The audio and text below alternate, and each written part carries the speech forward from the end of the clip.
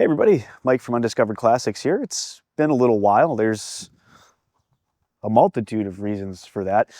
These are some of the projects I'm working on, not even all of them, maybe a little bit too many at once, including the building. So videos have been a little bit sporadic as I'm actually filming stuff to get videos up. So thanks so much for sticking with the channel. I see that our subscribers haven't really gone down. In fact, they've actually grown a little bit, which is exciting. So thanks for sticking around. Really appreciate that. Videos are still going to be a little bit sporadic for the time being as I wrap up some other stuff. Today we've got an exciting video about a concept car that was thought to have been lost until it was found by our good friend Robin James, who you've seen on the channel a number of times, including in the most recent video on the revival of the Packard Monte Carlo. In addition, we actually were able to connect with the original designer of the concept car, Chuck Pelly. If that name sounds familiar, it's because he is a longtime veteran of the automotive design world, having started his career with such famous cars as the Scarab race cars, the Chaparral race cars, and the 1963 Harrison Special. And his career has spanned multiple decades. He's actually still working into his 80s here. So stick around to the end of the video because we actually were able to connect with Chuck and have a lot of great information from him about his early career, some of the cars he designed that I had just mentioned, including his time working with our good friend Merrill Powell at Victress. Because yes, this was an incredibly small world despite how many people were working in it in the 50s and 60s. So of course, Chuck Pelly and Merrill Powell knew each other and actually worked together at Victress. And so he'll go into his early career, some of the famous cars that we just talked about, his time working at Victress, and of course, talking specifically about the Badlander too. And if you're wondering what the latest project in front of me, this is a complete chassis from a wrecked 1953 Dragon. That is the firewall and floor pan section I was able to completely dissect separately, which you'll see in a subsequent video, which is going to help fix the custom 51 Kaiser pickup truck that you've seen in previous videos. This is actually a very timely video because the Badlander 2 concept car is actually going to be at the Eyes on Design show in just about 2 weeks, the weekend of June 19th. So Robin will be there with the car, I'll be there, Jeff will be there, and we actually have a complete class of fiberglass sports cars. So if you see us there at Eyes on Design, come on up, say hi, it'd be great to meet you. Otherwise, if we don't see you there, but you go to the show, enjoy seeing the cars. So like I said, a lot of projects going on here at any given time. Really appreciate you sticking with the channel, and we'll see you on the next video. Thanks everybody, enjoy. Hello, I am Robin James. This is Undiscovered Classic. Today we are going to highlight my 2006 Terrarero Badlander 2. If you're a subscriber to this channel, you already know this is the place that you will find cars you've never seen before. If you're not a subscriber, well, think about that. I've been collecting cars for a long time, and it is very rare that you get the opportunity to own a concept car or a prototype. And when that opportunity comes, it's best just to say yes. This car was built by a company called Magna International. They're a Canadian-based company. They're the second largest parts manufacturer in the world. They have plants here in Canada, in the United States, and in Europe. They've been around for a long time, and in the late 80s, they decided they would start building some concept cars. This is not the first one they built. The first was an SUV, a high-performance, high-luxury SUV in the late 80s that everyone sort of scoffed at and said, who would want that? And now that is what everyone wants to drive. The next one they built was this configuration with car and trailer. I'm not sure that everyone wants to drive this one yet, but we'll see. This is built on a Chrysler chassis. A Dodge Magnum RT lies underneath. Why don't we start under the hood?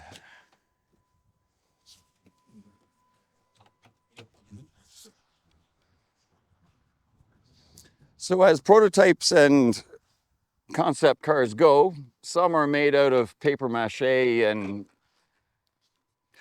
bits of fiber, and you don't know what you're going to find. This is the other end of that. This is a fully operational vehicle. So 5.7 Hemi RT, as I say, Magnum chassis. I believe it's an all-wheel drive chassis. And just for some rumble, let's fire it up.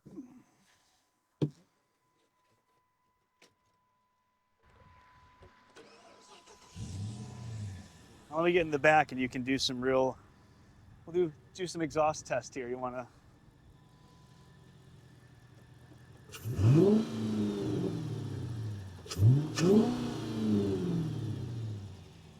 That sounds great.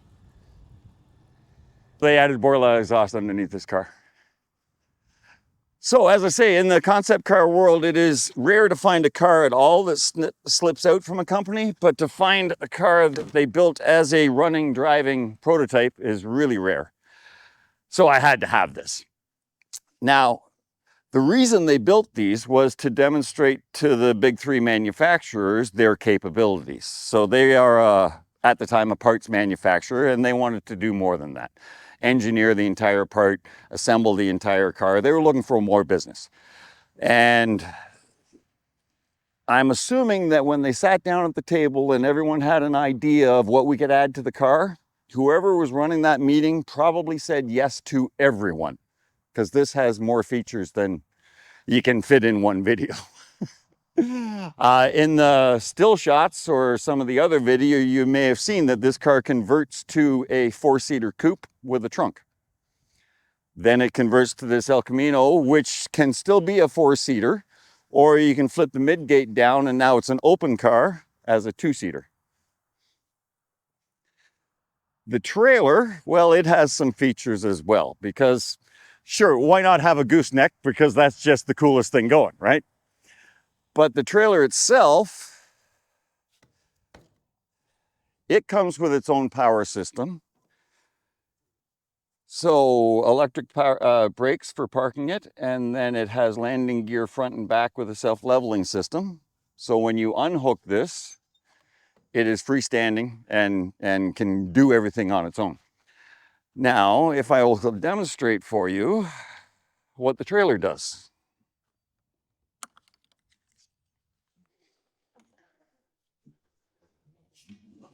I'm just going to set up my two props. It's a little windy today. And when I open this, you'll understand. It's a large piece.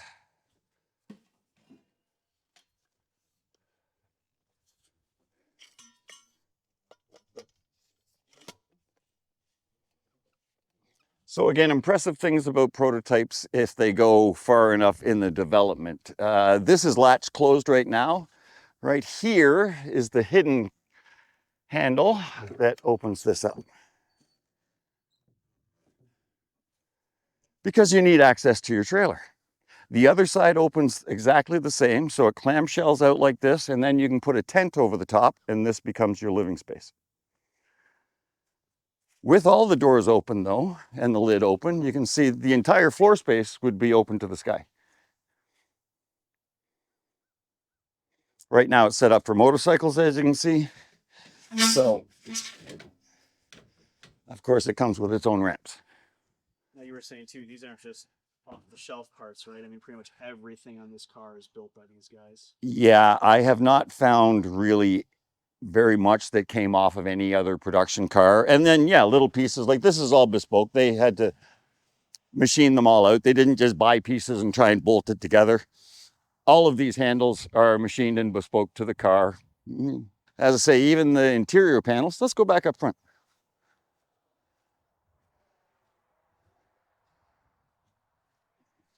So remember, it started life as a 2005 Dodge Magnum. Where are the Dodge Magnum parts? This is all bespoke and one-off to this car. Just so you don't forget, you got it on the sill plates here. Yep, made by Magna Advanced Technologies. And let's come back over here because you can't see it, but I didn't make you aware of this. This Magnum, when it comes to designing a car and getting the proportions and such, they stretch this chassis by 2 inches. Really? Really. It's a lot of work to stretch a chassis. 2 inches is minuscule. It's a lot of work for 2 inches. But when you want a car that looks right, you got to have the wheels in the right place. You do what it takes, and they stretch this sucker 2 inches. It's funny because it looks so much shorter than the Magnum to me, but I guess without the back doors and without the station rear top, it makes the car look a lot shorter. I wouldn't have guessed that it was actually made longer. Yeah, yeah. Well, just in the wheelbase. The overhang may be less. Let's go to the front. Tell me some of the features about the front that you like. Yeah, so when it comes to the styling of the car, There's some things like the bulges for the headlights, the big stand-up grille, the bulgy lights on the back. To me, those are small details, and you can love them or hate them. I do like the big stand-up grille, for instance. But if we look at the broader aspects of the styling of the car, again, Mike, let's come back a little bit so we can have a look. And I'll come up. Can you come where I am? Absolutely. So on this car, this is high, this is low, this is low. First of all, 2006, and if anyone's noticed, this car has running boards. We styled in running boards on a car, not we, but we styled in running boards on a car from 2006, and it doesn't look out of place. They normally do. I love this raised section here, and if you look at it on camera, none of these lines are parallel to each other. None of them are parallel to the ground. None of them are parallel to the straight line here, but it all works together. If any of these had been made parallel, it would probably look a little funky. You can tell a vehicle like this, at least I think, it came out of a professional design house. Chuck Pelly is the man, by the way. He shared design credits with Jeff Teague on this car, but Chuck Pelly had always wanted to do a car and trailer combo. So when Magna came to him, he put this design together. Then they modeled it out of clay in a 1/5 to get the sizing and proportion. Then they modeled it out of clay in a full size. And then that full size was then transferred into this fiberglass body and made into a running, driving vehicle. So more on the overall styling of the car. If you look down the camera, you can see, I'll come around you. I sort of show it the shape of a boat, how this tapers in, out through the middle, and back in at the rear. This line, funny enough, if you see how it goes across the tailgate, if we follow this line, this is a brake line totally around the center of the car. Because this is the line that then comes down under the grille and then projects down this other side exactly the same. So there's really a top half and a bottom half to this car styling wise. The separate fenders, somewhat reminiscent of an RX-8. There was some influence, I think, from the RX-8 on these front fenders. And again, that's to someone's taste or not. I don't find it offensive at all. I think the car flows together quite nice.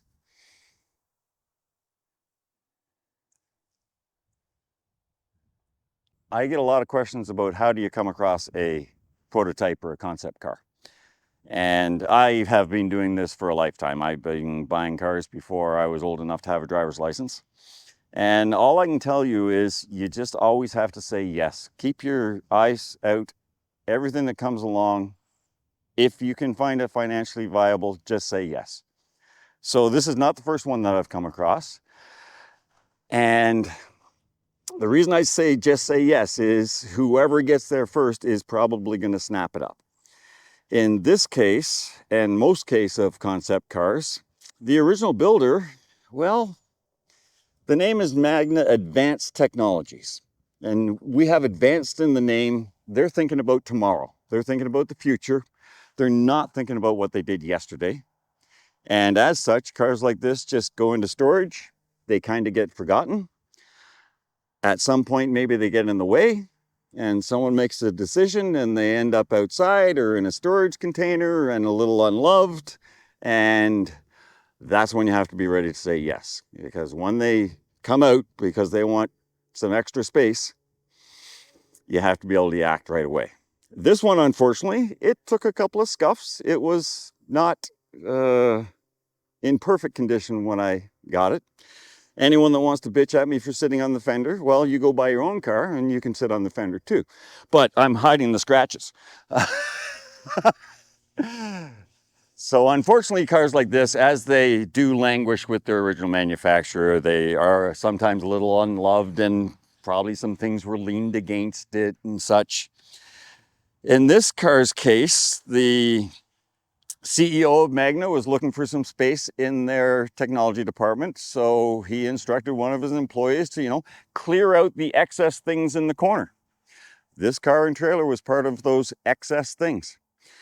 And who did they call? The normal liquidation guy from around the corner that they get the used furniture from. Because, that's how you want to sell a concept car. And the liquidation guy, he did the sensible thing by hollering across the building to the drywall contractor, say, "Hey, Joe, do you want some of this stuff?" And when he wasn't able to take all of it, he then went to the HVAC guy, and the HVAC guy took the rest of it. Not even car guys. Not on our level. Yes, they're great guys. They're watching. Hi. They enjoy their cars as well. This is pretty next level, though, because most people are afraid of a car like this. Afraid of its history, afraid of what it takes to get it going again. Can I get parts? No. There are reasons to be afraid, but there's no reason to be afraid of a car like this, owning it for a long, long time. Don't break it, you'll be fine. So when it came out of the Magna facility, it went to one storage container and then to a second storage container, spent years inside a storage container, came out of that for a week and went into an airport hangar. And that's when I finally caught up with it and gave it a good home. So in all of those years, it hadn't been running. This car shows just over 300 miles on it. And I intend to keep it that way. I'm not going to be driving this up and down the road. And I'm totally happy with that. If this was a 71 CUDA Hemi convertible, just the value of that car, the people that own them, they don't really drive them either. They just put them in the garage and stare at them. I have a car I can put in the garage and stare at it if I want. So in continuing the story of chasing down this car, when I first found it, just the car was available. I had heard that there was a trailer. I saw a picture that the trailer existed back in the day, but didn't know much more than that. And I told the story about the drywaller taking part of the package and the HVAC guy taking the other part. Well, the drywaller took 2 cars. He didn't take the trailers. The HVAC guy took the trailers, and they were split up. And they'd been split up for 5 or 10 years since they came out of Magna. And I hunted. This hadn't moved more than half a mile from the storage facility where it came out of. And luckily I was able to buy everything and just reunite them all together. The trailer is quite an interesting piece. There's some proprietary things that they built for this. Mike's zooming in on the 5th wheel attachment right now. They call it an auto hitch. The pin is on the trailer, the jaw is on the car, and the jaw is electric and locks around the pin. There's controls on the console. So red light, green light, it tells you when it's locked and when it's unlocked. That would be the hitch cinch. Trailer jack's also available from here. The midgate has a power window. And this is the air suspension. So when the trailer's on, you can run the compressor and add some more pressure to the rears.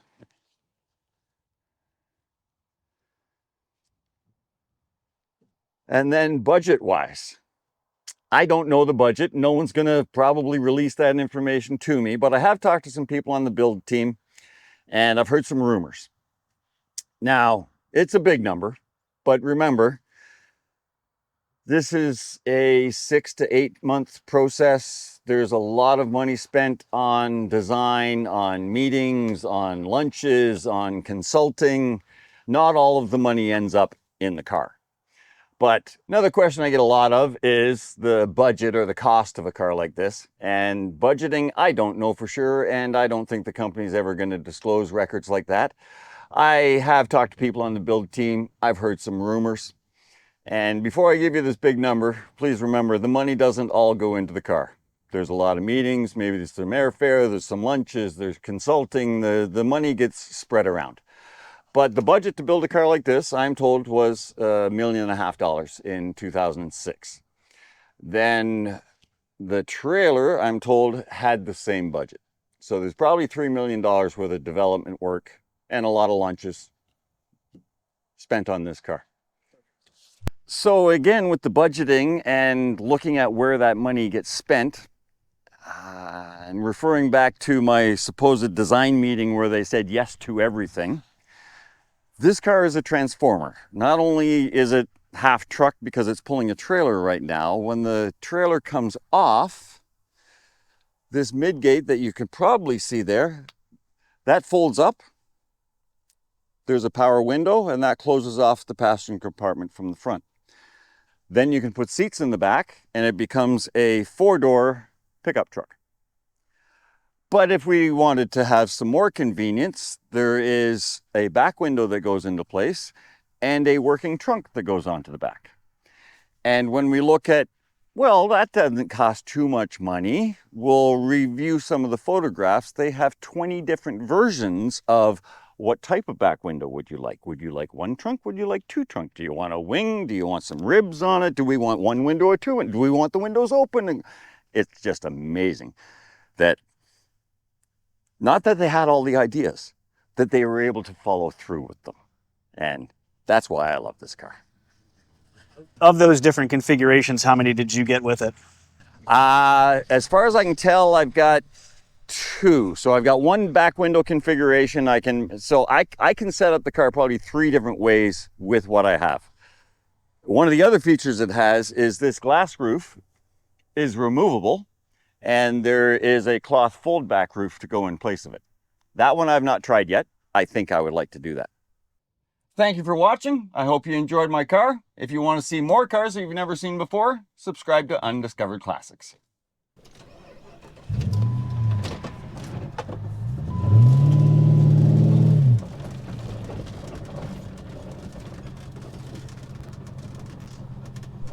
I'm Chuck Pelly, the designer of the Badlander group of vehicles. Thank you for being with us. The concept, and this is written, Magna presents a new business concept based on building a multifunctional vehicle platform that can be easily customized by automotive manufacturers and owners to be marketed, sold, and serviced by the big 3 U.S. automotive manufacturers. It is simply constructed, low-cost, powerful, sporty, with a practicality that is supported by lifestyle product line. We're talking 20-some years ago. It was a new category. We then went through the analyzation of all vehicles. Formula One to the sports car, pickup, vintage roadsters, commercial vehicles, and retro bicycles.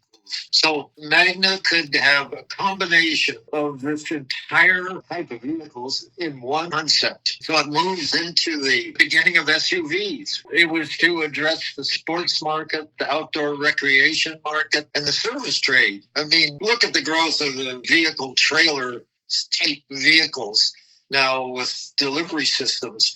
The concept absolutely was future coming. And the problem is that is you're ahead of the game. It's always hard to sell a new idea. It was from the beginning to have a compact module, an all-purpose module, and a vehicle support module. All with basically the same, either the trailer types, and tied it to lifestyle products. Remember 20 years ago, people really were into the lifestyle. The vehicle ended up in a lifestyle presentation in that original presentation to Chrysler. It took on kind of a bike aura at that one because you couldn't build that many cars. So that was the beginning. It was entirely something that we developed by researching, and the open door that Magna could have to lead this concept with their own vehicle. Jeff became a very close friends, and we worked on many very interesting projects, including a private bus for the Saudi Arabian king. When the number 2 Badlander came in, it now had a tighter deadline to present, and so I called them in hand, worked together to try and speed the development of the clay model and so on. It was tragic that he died, but wonderful talent. We'd still be back on the track again, I'm sure. He will be with us in spirit as the car